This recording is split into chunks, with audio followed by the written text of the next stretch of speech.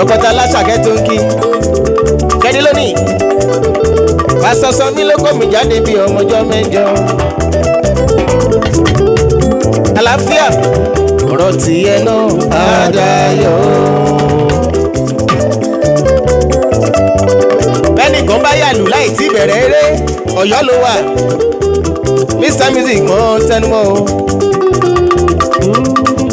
bó o bá yàlù láì tí bẹ̀rẹ̀ eré Ọ̀yọ́ ló wà Mr Music mọ́ tẹnumọ́ o.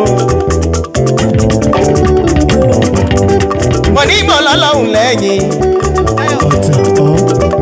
mo bolúwa dúró ọkàn mi balẹ̀ ó dájú kìíní kankan níṣe mi èmi yóò máa jẹ́ orí èmi kì yóò sì ṣe ìrù o èmi yóò máa lè kèsà lọ́jọ́ ayé mi gbogbo.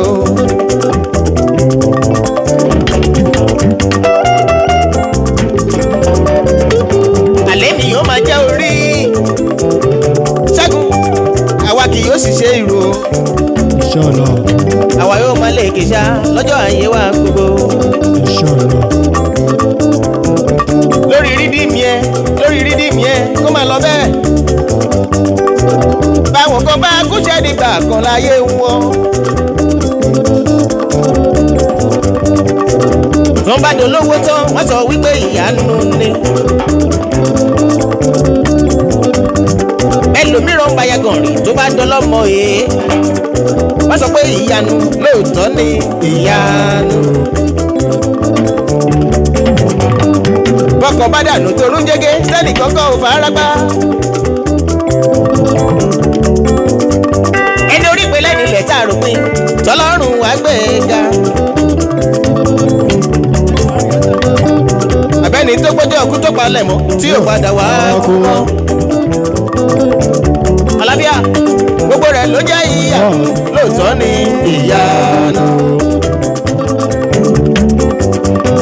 ìyanu kò ṣe kẹ̀kẹ́ ó kà mí láyà títí. a máa mú ni nínú sílébù syllabic form la máa fi mú jọ. ìlú kékeré kan wọn ò tọrọ jẹ bẹ́ẹ̀ ni wọn ò làwọn ò ṣàgbé. arábìnrin kan wà ń bẹ̀ tàjíṣẹ́ fún kó máa bí ìyanu. ẹgbẹ́ ènìyàn lérò pé àánú lè ti bẹ̀ wá o. ó kúkú ṣẹlẹ̀ bẹ́ẹ̀ àfihàn náà bí ò tilẹ̀ jọ yánu.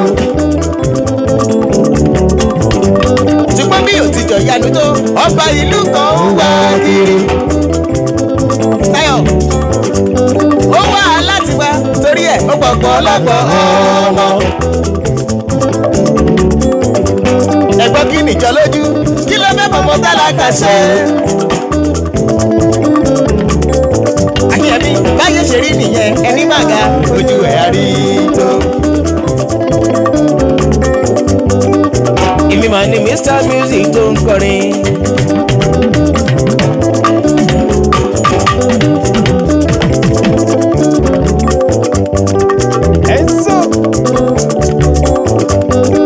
ọ̀kọ̀tà láṣàkẹ́ máa ló ń kí. Ó pọ̀. bàbá tẹ́ni ọlá máa ló ń pèdè o. Ó pọ̀. bá ń tọ́jú òní tèmi lẹ̀ ariwo kọ́ ẹ̀jọ̀. àpàlà.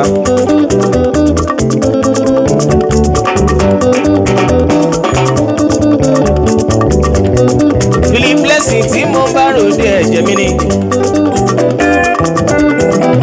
owó bàbá Daniel